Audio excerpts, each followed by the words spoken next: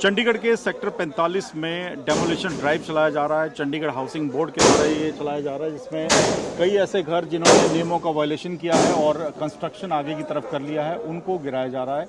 इसके पीछे housing board की दलील ये है कि ये पूरा मामला हाई कोर्ट में पहुंचा था। हाई कोर्ट ने जो आदेश दिया उसका पालन करते हुए ये डेमोलिशन ड्राइव चलाया जा रहा है। इससे पहले इन घरों को नोटिस दिया गया था और जब इन लोगों ने खुद ये अपने जो कंस्ट्रक्शन है जो कि इलीगल तौर पे किए गए हैं उनको नहीं हटाया, तो अभी ड्राइव किया जा रहा है। अब देखिए चंडीगढ़ पुलिस के जवानों को यहाँ पर बड़ी संख्या में लगाया गया है, क्योंकि जिन लोगों के घर टूट रहे हैं वो नाराज़ हैं इस कार्रवाई से और उनका सीधे तौर पे कहना है कि ये कार्रवाई एक तरफा की जा रही है, उनकी बात नहीं सुनी गई और इसी को लेकर नाराज़गी है। और आप देखिए लगातार जो डेमोलिशन ड्राइव है वो चल रहा है, जिसके चलते कई घरों में जो इस तरह के कंस्ट्रक्शन किए गए हैं उनको हटा दिया गया है और लगातार ये कार्रवाई आने वाले दिनों में भी जारी रहेगी।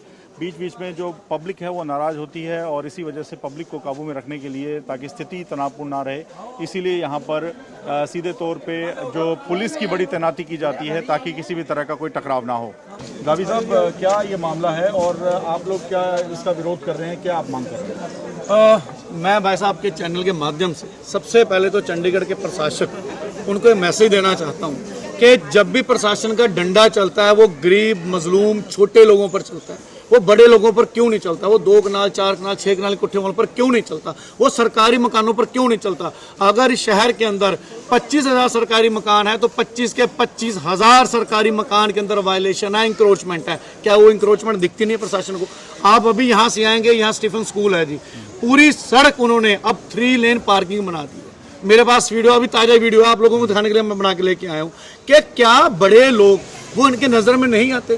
केवल गरीब लोग जो इस चंडीगढ़ को बसाने वाले लोग हैं, जो साइकिलों पे, स्कूटरों पे, गड्ढों पे चढ़ के शहर में आए थे और उन्होंने अपनी मेहनत से शहर बनाया, इस शहर के लिए काम किया, आज उनके घर ही तोड़े जाते हैं। ये प्रशासन को सोचना होगा। हम बार बार मांग कर रहे हैं वन टाइम सेटलमेंट की। हम प्रशासन को भी ये बताना चाहते हैं कि हमने पॉलिटिकल पार्टियों ने अपने द्वेष गिले छोड़ दिए। हमने बीजेपी, कांग्रेस, आप तीनों ने मिलकर के एक यूनियन तैयार की है, जिसके अंदर हरमिंदर लक्की जी कांग्रेस के अध्यक्ष, जतिंदर मल्होत्रा जी बीजेपी के अध्यक्ष, जिसके अंदर विजय पाल जी आपके अध्यक्ष, जिसके अंदर एज अ काउंसलर मैं, हरदीप जी, जसमनप्रीत जी और उसके साथ निर्मल दत्त जी और अजीत जी, एक 8 लोगों की यूनिट तैयार की है जो पूरे 65 के 65 हाउसिंग बोर्ड मकानों को अब लीड करेगी और एक मंच के ऊपर बिना कोई राजनीति किए, बिना कोई भेदभाव किए इन मकानों को बचाने की पहल करेगी। तो क्या अगर राजनीतिक पार्टियां अपना द्वेष भूल सकती हैं, अपने बीच के डिफरेंस भूल सकती हैं, तो क्या प्रशासन ये भेदभाव भूल नहीं सकता कि सरकारी मकानों को छोड़ दो, 2 कनाल की कोठियों को छोड़ दो, 4 कनाल की कोठियों को छोड़ दो, सिर्फ जो मकान 45 में बने हैं खास करके उनको ही निशाना बनाया जाए। तो आप क्या चाहते हैं? आप ये चाहते हैं कि जो वायलेशन अगर हुआ भी है तो उसको सेटलमेंट किया जाए और बैठकर बातचीत हो? जी बिल्कुल। हमने मुनीश तिवारी जी ने प्रदेश को, इस सीट को, एक पहली बार एक ऐसा एमपी मिला जिसने यहाँ की प्रॉब्लम को सदन में उठाया। मेरे ऑफिस में मुनीश जी के साथ बैठ करके मीटिंग हुई कि दिल्ली पैटर्न के ऊपर वन टाइम सेटलमेंट होनी चाहिए।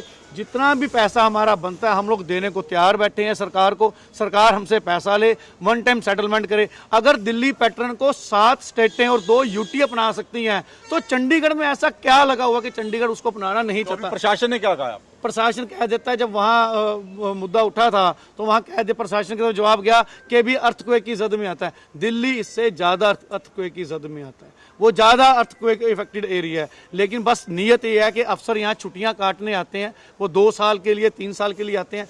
कोई भी अफसर ये नहीं चाहता कि वो यहाँ का हल करके जाए। तो जब अभी कार्रवाई जारी रहेगी, क्या कहा है प्रशासन ने? कार्रवाई आज हमने रुकवा दी है यहाँ करके, आज कार्रवाई रुकवाई है। इसके आगे कार्रवाई आज नहीं होगी।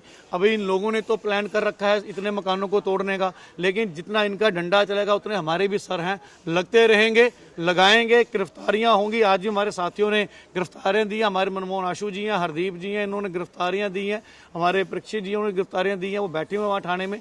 लेकिन हम लोग पीछे नहीं हटेंगे। ये हमारे मेहनत के घर हैं, हमारे बुजुर्गों की मेहनत के घर हैं, इनको ऐसे ज़ाया नहीं होने देंगे। तो गुरप्रीत का भी यहाँ से स्थानीय काउंसलर वो कह रहे हैं कि वन टाइम सेटलमेंट का ऑप्शन प्रशासन दे, इसके लिए वो लगातार मांग कर रहे हैं। और फिलहाल प्रशासन का कहना है कि ये जो ड्राइव है वो जारी रहेगा और अब देखना ये होगा कि आगे इस पूरे मामले को कैसे सुलझाया जाता है। लेकिन फिलहाल टकराव की स्थिति लगातार बनी हुई है। चंडीगढ़ से कैमरामैन मनीष के साथ मोहित मल्होत्रा, TV9 भारतवर्ष।